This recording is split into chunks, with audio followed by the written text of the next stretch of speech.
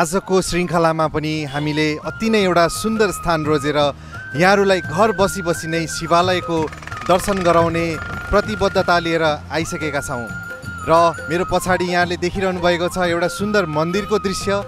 वर्तमान समयमा अहिले हामी प्रदेश नम्बर 2 को महोत्तरी जिल्ला अन्तर्गत जनकपुर, जसलाई मिथिला राज्य, राम राज्य या जनक राजाको दरबार भएको राज्य, सीता माताको जन्मस्थल भनेर हामीले चिन्ने गरेका छौँ। धेरै लामो समयको इतिहास, एउटा धर्म संस्कृति बोकेको यो राज्य रहेको छ। यहाँले देखिरहनु भएको छ चारैतिर धेरै भिडभाड छ र हामीले जनकपुर धामबाट, जनकपुरको नगरीबाट लगभग 15 किलोमिटरको यात्रा दक्षिणतर्फ गरेर जलेश्वर भन्ने एउटा गाउँमा आइपुगेका छौँ। जलेश्वर नगरपालिकाको नामले यो प्रसिद्ध छ। पछाडिको मन्दिरभित्र हामीले सुनेअनुसार पानीमुनि शिवलिङ्गको मूर्ति रहेको हामीले जानकारी प्राप्त गरेका थियौँ। त्यसर्थ कार्यक्रम शिवालय रहस्यमा हामीले विगतका दिनहरू जस्तै धेरै नै प्रसिद्ध, प्रख्यात र प्राचीन मन्दिरहरूको दर्शन यहाँलाई गराइरहेका थियौँ। त्यसै सिलसिलामा आज हामीले भित्र गएर हेर्नेछौँ साँच्चैकै जलमुनि रहेको शिवलिङ्गको महालिङ्ग पनि भनेर भनिएको भन्ने हामीले जानकारी प्राप्त गरेका थियौँ। त्यसै सिलसिलामा यहाँहरूलाई आज हामीले फेरि पनि स्वागत गर्न चाहन्छौँ। आउनुहोस् हामी भित्र जाउँ। भित्रको इतिहास के रहेछ त हामीलाई अति नै आतुरता रहिरहेको छ। पछाडिको दृश्य हेर्दाखेरि तराईको मध्य भागमा आएर हामी यो क्षेत्रको धर्म र संस्कृतिको पनि अवलोकन गर्नेछौँ। आउनुहोस् दर्शक महानुभावहरू, भित्र प्रवेश गरौँ।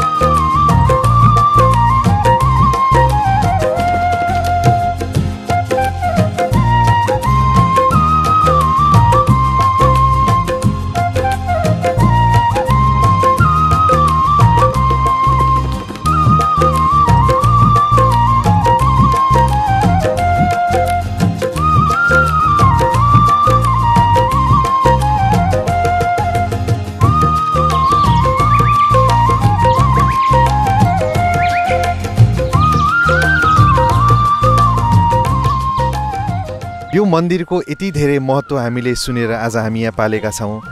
यो मन्दिरको स्थापना कालको बारेमा यहाँलाई पक्कै पनि केही ऐतिहासिक कुराहरू थाहा होला, यसको बारेमा हामीलाई बताइदिनुहोस् न। मन्दिरको स्थापना कालको बारेमा बहुत गौण छ, यो कतै चाहिँ त्यस्तो छैन। तर मन्दिर त परापुरमा सतयुगदेखि नै हो, तर त्रेतायुगमा आएर चाहिँ यसको बढी विस्तार भयो र बढी जानकारीमा आएछ। धेरै पुरानो मन्दिर रहेको यो यहाँले जानकारी गराउनु भयो। र यो मन्दिरको के एउटा खास महत्त्व, किनकि यहाँ हजारौँ लाखौँ भक्तजनहरू आउने गरेका छन् हामीले जानकारी प्राप्त पाएअनुसार। र यसको खास कुनै महत्त्वहरू झल्काइदिनुहोस् न। यो राजा जनकको राजधानी जनकपुर, जसको चारै दिशामा 4 महादेव पहरादारको रूपमा चाहिँ बस्नु भएको छ। त्यसको पश्चिम नैऋत्यको रूपमा जलेश्वरनाथ महादेव हुनुहुन्छ र यो जलेश्वरनाथ महादेव अटोमेटिक पानीले भरिभराउ 365 दिन बस्नुहुन्छ, सालभरि नै हुन्छ। र यसमा शाही सेनाहरू प्रत्येक महिनाको पहिलो सोम आएर पानी निकाल्ने काम हुँदो रहेछ, अहिलेसम्म गर्नुभएछ।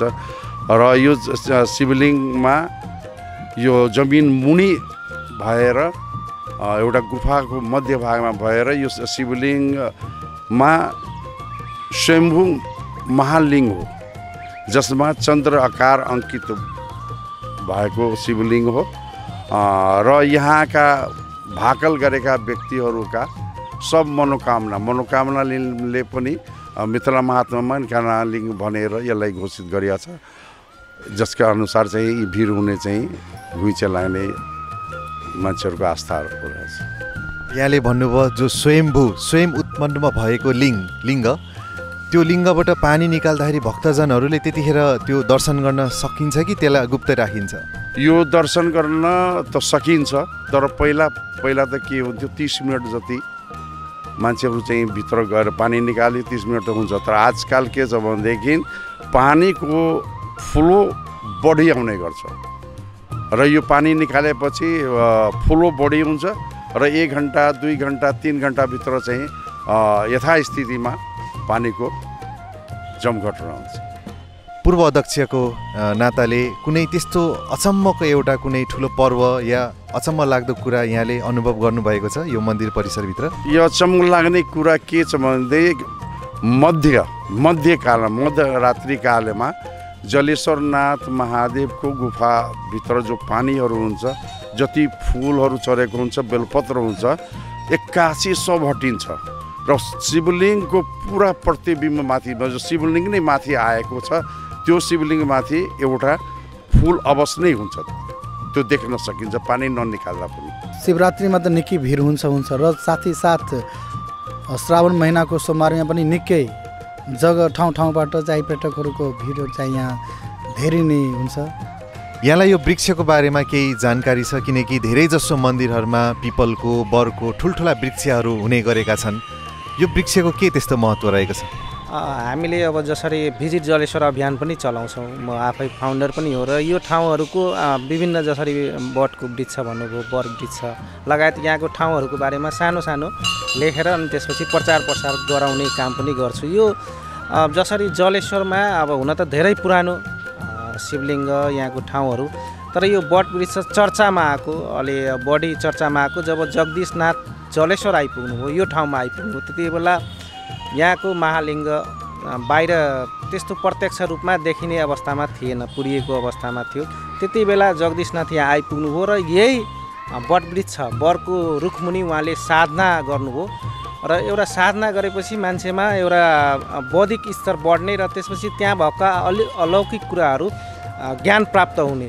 अनि त्यही बेलामा महादेव जुन म यहाँ छु, मेरो शिवलिङ्ग यहाँ छ भनेर उहाँलाई स्वप्न पनि आयो र त्यसपछि अर्को लीला पनि उहाँले हेर्नुभयो। यो पात, यो बरको वृक्षको पात यहाँ झरेपछि त्यहाँ जल्ने ज्वाला, तल ज्वाला भएको जस्तो माथि जल्ने भएकोले उहाँले होइन मेरो स्वप्नमा आएको महादेवले सत्य नै भन्नुभएको छ र त्यसपछि उहाँले यो ठाउँ उत्खनन गराउनु भयो। यो अब इतिहासकारहरूले मैले पनि अध्ययन गर्दा 400 वर्ष जति यो पुरानो घटना सम्झिन्छौँ, किनभने यहाँको घटनासँग अरू पनि मठियानीसँग जोडिएको घटना पनि छ। त्यही भएर त्यति बेलादेखि नै यो बटवृक्ष जीवन्त छ अहिलेसम्म। यो बटवृक्ष अब कति वर्ष पुरानो छ भने मैले केही ठाउँमा यसको तस्बिरहरू पनि पठाएको थिएँ, तर बिना परीक्षण यो भन्न सकिनँ। तर 1000 वर्षभन्दा माथि छ भन्ने कुरा आएको छ यो रुखको। त्यही भएर यो रुखको बारेमा अहिले यति नै भन्न सकिन्छ। हस्, यहाँलाई धेरै धेरै धन्यवाद छ। हजुर, धन्यवाद। पुजारीज्यू, हजुर यो मन्दिरमा कति वर्षदेखि पूजा आजा गर्दै आइरहनु भएको छ? बच्चेदेखि करिब 50-60 बेसी भयो होला। बच्चादेखि हजुर यो मन्दिरमा पूजा गर्दै हुनुहुन्छ?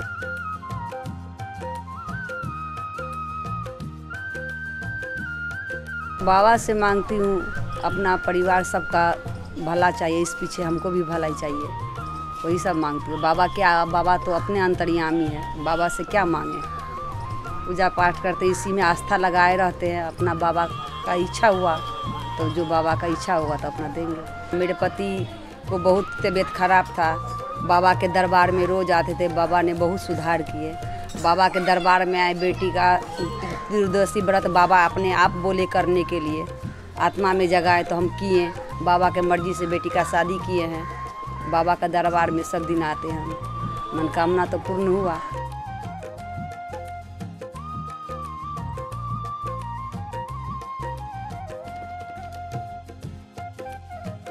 आदरणीय दर्शक महानुभावहरू, कार्यक्रम शिवालय रहस्यको आजको अध्यायमा हामीले महोत्तरी जिल्ला अन्तर्गत पर्ने जलेश्वर नगरपालिकाको श्री जलेश्वर महादेव मन्दिरको दर्शन गऱ्यौँ। यहाँहरूले पनि पक्कै घर बसी बसी शिव भोला भगवानको दर्शन प्राप्त गर्नुभयो। र यो मन्दिरको मुख्य मन्दिर परिसरभित्र हामीले देख्यौँ कि 16वटा सिडी रहेछ र 8वटा सिडी बाहिर र अरू बाँकीको 8वटा सिडी पुरै जलमग्न छ। त्यो जलको भित्र एउटा शिवलिङ्ग रहेको हामीले बाहिर नेत्रले त देखेनौँ, तर त्यहाँ आउने भक्तजनहरू, पुजारीजीहरू र यहाँका स्थानीय बासिन्दाहरूसँग हामीले कुराकानी गर्ने क्रममा र फोटोहरू हेर्दाखेरि थाहा पायौँ त्यो जलभित्र शिवलिङ्ग रहेछ। र हरेक महिनाको पहिलो सोमबार यहाँका नेपाली सेनाहरू, सशस्त्र प्रहरीहरू आएर त्यहाँबाट पानी निकाल्ने गर्दछन् र त्यो पानी निकालेको केही समयसम्म चाहिँ भक्तजनहरूले त्यो शिवलिङ्गको दर्शन पाउने गरेका छन् र आफै नै त्यो स्थानमा फेरि नै पानी भरिएर पहिला जस्तै स्थितिमा त्यसले चाहिँ आफ्नो एउटा स्वरूप धारण गर्ने हामीले यहाँ खबर र जानकारी प्राप्त गरेका थियौँ। साँच्चै नै यो अद्भुत नै एउटा चमत्कार हो भोला भगवानको। यस्तै धेरैवटा श्रृङ्खलामा हामीले कहिले कुन ठाउँमा गएर यसरी त भगवानको हजारौँ लाखौँ नामहरू छन्। ती नामहरू मध्येमा पनि आज हामीले विशेष जलेश्वर, जलभित्र बास गर्नुहुने ईश्वरको दर्शन गरेका छौँ। यस्तो एउटा सुन्दर नगरीमा आएर यहाँको म पनि एउटा बासिन्दा रहेछु कि भन्ने त्यस्तो भासना हामीलाई मिलिरहेको छ। यति भन्दै आजको कार्यक्रमबाट म विनोद अग्रवाललाई बिदा दिनुहोस्। धन्यवाद। ओम शान्ति। हर हर महादेव।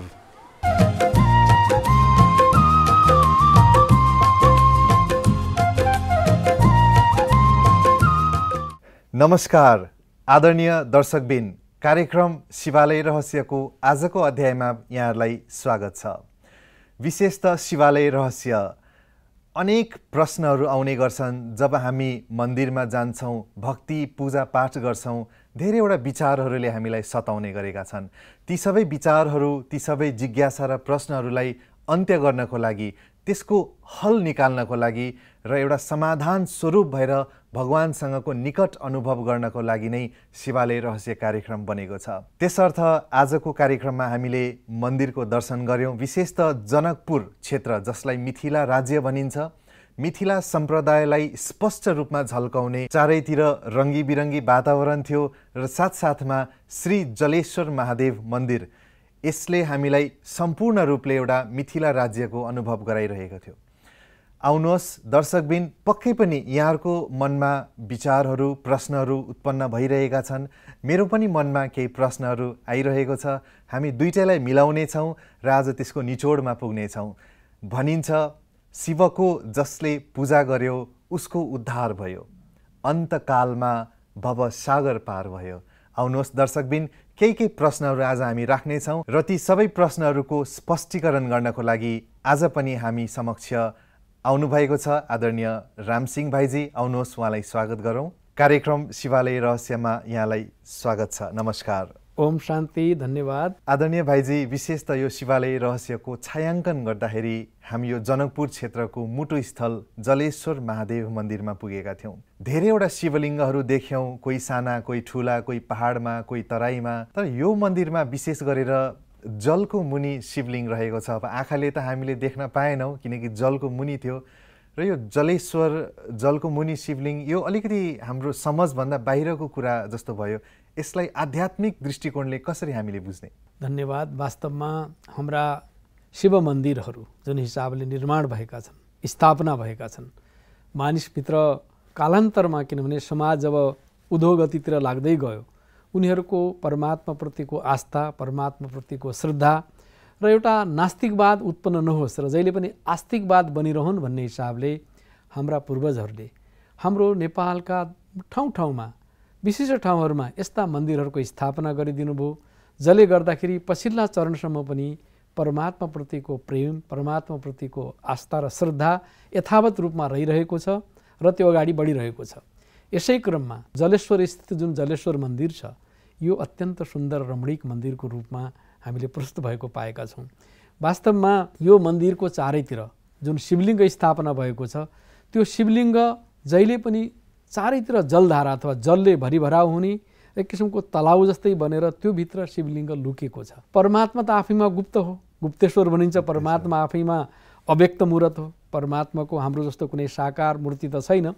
तर परमात्माको प्रत्यक्षता कसरी हुन्छ त भन्दा परमात्माले जुन ज्ञान दिन्छ, परमात्माले जुन ज्ञानको वर्षा गर्छ, त्यो ज्ञान नै परमात्माको सत्य स्वरूपलाई प्रकट गर्दछ।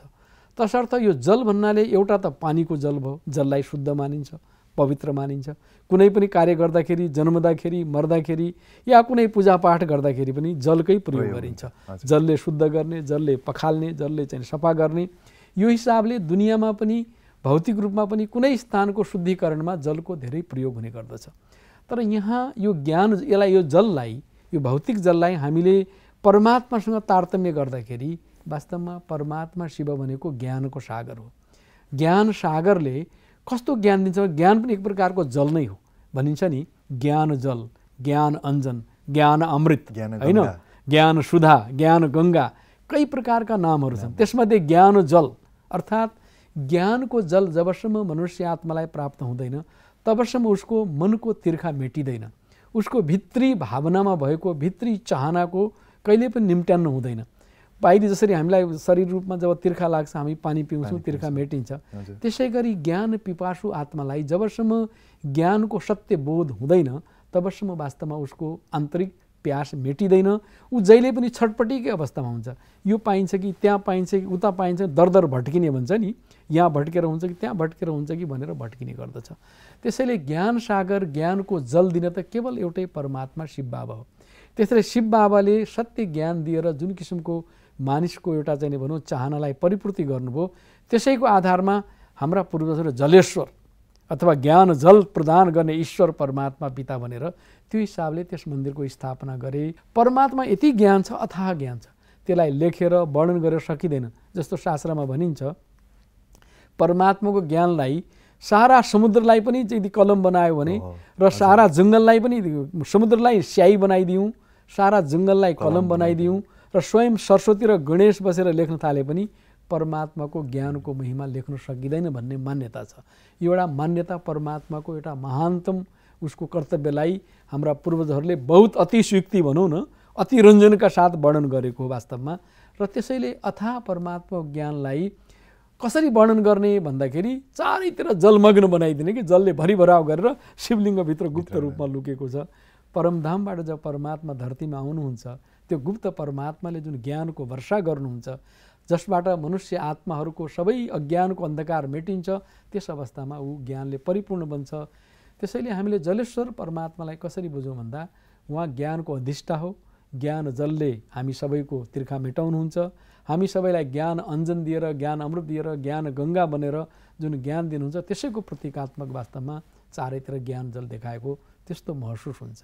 यो ज्ञान अमृत पनि भनिन्छ नि, यसैसँग सम्बन्धित हो ज्ञान अमृत भनेर भनिन्छ? निश्चित रूपमा ज्ञान अमृत भन्नाले मानिसलाई अमरत्व प्रदान गर्ने। जबसम्म मानिसलाई म को हुँ, मेरो सत्य स्वरूप के हो, मेरो चाहिँ अनादि स्वरूप के हो, म यही शरीरमा आएर मरेर समाप्त हुने सत्ता हुँ अथवा मेरो अनादि अस्तित्व रहिरहन्छ, अथवा ज्ञान अमृतले मानिसलाई एउटा अमर अस्तित्वको बोध गराइदिन्छ जसबाट मानिस मृत्युसँग निर्भय हुन्छ, मृत्युसँग डराउँदैन। किनभने मानिसले शरीर न जाने हो, आखिर शरीररूपी बसेर न हामीले फेर्ने हो। तर यो भित्र बस्ने जुन शाश्वत शक्ति छ त्यो त अविनाशी शक्ति हो, त्यसको त कहिले पनि नाश हुँदैन। त्यस हिसाबले ज्ञानलाई अमृत भनेको हो। हाम्रो के भने परमात्माले सत्य ज्ञानको जुन उद्बोध गर्नुहुन्छ, सत्य ज्ञानबाट हामीलाई भरपूर गरिदिनुहुन्छ, हाम्रा सबै प्रकारका जिज्ञासालाई निम्त्याउन पारिदिनुहुन्छ। त्यस अवस्थामा परमात्मा ज्ञानको दाता, ज्ञान जल र अर्को अर्थमा ज्ञानको अन्तिम घडीमा पनि ज्ञान जल हाम्रो मुखमा परोस्, अर्थात् हाम्रो बुद्धिमा ज्ञान जल पर्यो भने हाम्रो अन्तमते सोगति हुन्छ। जबसम्म ज्ञान जल बुद्धि रूपी मुखमा पर्दैन, बुद्धिमा जबसम्म ज्ञान जल जाँदैन तबसम्म वास्तवमा मानिसको अन्तमते सोगतेको जुन चाहना छ त्यो परिपूर्ण हुन सक्दैन। भाइजी, जलको बिचोबिच शिवलिङ्ग छ, शिवलिङ्गको माथि एउटा फुल छ। हाम्रो पुजारीज्यूले बडो राम्रो एउटा साक्षात्कार गर्नुभएको रहेछ। यसलाई पनि कसरी बुझ्ने आध्यात्मिक पक्षले हेर्दाखेरि यो के यसले एउटा सन्देश दिइरहेको छ? वास्तवमा उहाँले जुन कुरो गर्नुभएको छ पुजारीजीले, अर्धरात्रिमा घोर अन्धकारको बेलामा शिवलिङ्गको ज्योति प्रकट भएर त्यसमा फुल देखियो भन्ने जुन उहाँले साक्षात्कार गर्नुभएको छ, उहाँले त आफ्नो आराधनाबाट, आफ्नो साधनाबाट साक्षात्कार गर्नुभयो। किन नवधा भक्तिबाट साक्षात्कार हुन्छ, तर साक्षात्कार आफैमा त्यही चिज हो नि, त्यसको रहस्य हुन्छ। वास्तवमा के हो भने जब संसारमा अज्ञानको अन्धकार हुन्छ, किनभने अज्ञानलाई ठुलो अन्धकार भनिन्छ, कालो अन्धकार, घोर अन्धकार। त्यो घोर अन्धकारको बेलामा मानिसहरू किम कर्तव्य विमूढ हुन्छ, कुन कर्म गर्नुपर्छ, कुन बोली बोल्नुपर्छ, कस्तो सम्बन्ध राख्नुपर्छ, के हो त कर्म अकर्म विकर्म के हो त भन्नेमा अन्योलमा हुन्छ, अन्धकारमा हुन्छ। यता ठोकिएको हुन्छ, उता ठोकिएको हुन्छ, यहाँ गयो भने ठोक्कर खाने, उता गयो भने ठोक्करै खाने। यसरी दुःखै दुःखको संसारमा अज्ञानका कारण फसिरहेको बेलामा परमात्माले त्यो अन्धकारलाई मिटाउनका लागि ज्ञानको प्रकाश दिनुहुन्छ, जुन ज्ञानको प्रकाशले हाम्रो भित्रको अन्धकारहरू सबै मेटिन्छ र एउटा झलमल्ल हुन्छ। जब प्रकाश झलमल्ल हुन्छ अनि मानिसलाई हिँड्नु बोल्नु के गर्ने कसो गर्ने भन्ने कुरो सहज हुन्छ। त्यसैले मानव समाज कालान्तरमा जब अज्ञानको अन्धकारमा फसेको थियो त्यस अवस्थामा परमात्माले जुन सत्य ज्ञानको प्रकाश दिनुभयो त्यसबाट सबै मानिसलाई सहज भयो। चल्नुको लागि, बोल्नुको लागि, कर्म गर्नुको लागि, व्यवहार गर्नुका लागि एउटा सही मार्ग प्रशस्त गरिदिनु भयो, जसबाट मानिस विकर्म गर्नबाट बच्यो र कसैसँग नराम्रो सम्बन्ध स्थापना गर्नबाट बच्यो र आफ्नो पुण्यको खाता जम्मा गर्नको लागि सफल भयो र पापको खातालाई निर्मूल गर्नका लागि ऊ सक्षम भयो। त्यसैले त्यो चिजलाई अब फुल भन्नाले वास्तवमा जब मानिस अज्ञान अन्धकारबाट मुक्त हुन्छ त्यसपछि उसमा गुणहरूको सुगन्ध उत्पन्न हुन्छ। फुल भनेको जहिले पनि सुगन्ध दिने हुन्छ। फुल भनेको आफैमा सुन्दर हुन्छ। त्यो सुन्दरता बाहिरी सुन्दरताको कुरा होइन, भित्री संस्कारको, भित्री भावनाको, भित्री उसको चित्तवृत्तिको, भित्री उसको स्वभाव संस्कारको त्यसको शुद्धिकरण हो। क्या त्यो शुद्धिकरण भनेको फुल जस्तै बन्नु हो। फुल आफैमा आकर्षक हुन्छ, फुल आफैमा एउटा शुद्ध हुन्छ। फुललाई नै देवी देवतामा चढाउने गर्दछन्। किन भन्दा जब शुद्ध बन्छ, पवित्र बन्छ, त्यो आफैमा सुन्दर पनि बन्छ, आफैमा खुशबुदार पनि बन्छ। त्यसैले वास्तवमा शिवको यदि हामी साँच्चै ज्ञान प्राप्त गर्दछौँ भने हामी सबै मनुष्य आत्मा चैतन्य फुल बन्छौँ। के यो चैतन्य फुलको पनि वास्तवमा शिवको साथमा फुल भन्नाले जस्तो शिवलिङ्गको साथमा शालिग्राम भने जस्तै त्यो मन्दिरमा जुन त्यो अर्धरात्रिमा जुन त्यो साक्षात्कार भयो भने आज पुजारी महोदयले, वास्तवमा मलाई लाग्छ यो भनेको आत्मा परमात्माको ज्ञानबाट जब परिमार्जित हुन्छ, उसमा भएका जति पनि लेपसेपहरू छन्, उसमा लागेको जति पनि विकारको फोहोर छ, विकारको मैल छ, त्यो मैल पखालिन्छ र आफै आत्मा शुद्ध बन्छ। शिवको साथ पाएपछि त शुद्ध बन्छ नि। जस्तो भनिन्छ पारसमणिको साथमा फलामलाई पनि राखिदियो भने त्यो फलाम पनि पारसमणि बन्छ भने जस्तै परमात्मा शिवको साथमा जस्तोसुकै पत्थर बुद्धि मानिसहरू, जस्तोसुकै कालो तमोगुणी स्वभाव संस्कारको मानिस पनि जब परमात्मा पारसनाथ जलेश्वर भगवानको साथमा जहिले पनि भइरहन्छ, उसँग मेलमिलाप भइरहन्छ, बिस्तारै बिस्तारै उसभित्रका मैलहरू पखालिन्छन् र ऊ फुल जस्तै सुगन्धित र एउटा खुशबुदार सुन्दर बन्न जान्छ।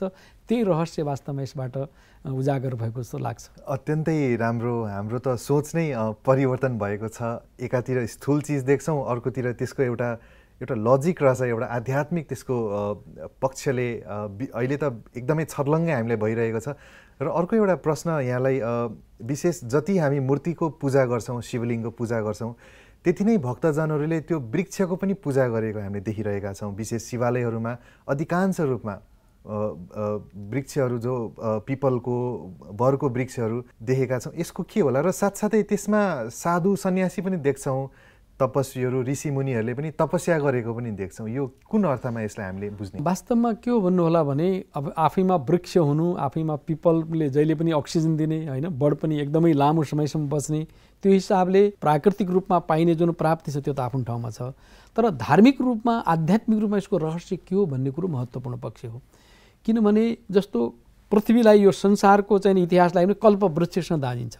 कल्प वृक्ष अर्थात् यो कल्पको, यो सारा वृक्षको आदिदेखि अन्तसम्म के हो त, यसको जरामा को थियो, तना के थियो, यसको विस्तार कसरी हुन्छ, अन्त कसरी हुन्छ भन्ने विषयमा परमात्माले जुन ज्ञान दिनुहुन्छ कल्प वृक्षको, र त्यो कल्प वृक्षको मुनि बसेर तपस्या गर्नेमा कपिल मुनि ब्रह्मा, प्रजापिता ब्रह्मा र कामधेनु गाई भन्नाले जगदम्बा मुम्मा, उहाँहरूले सारा संसारको ज्ञानसहित कल्प वृक्ष मुनि बसेर जुन तपस्या गर्नुभयो त्यो तपस्या त वास्तवमा ज्ञानसहितको तपस्या थियो र सारा संसारलाई एउटा कल्पको रूपमा तुलना गरिएको थियो।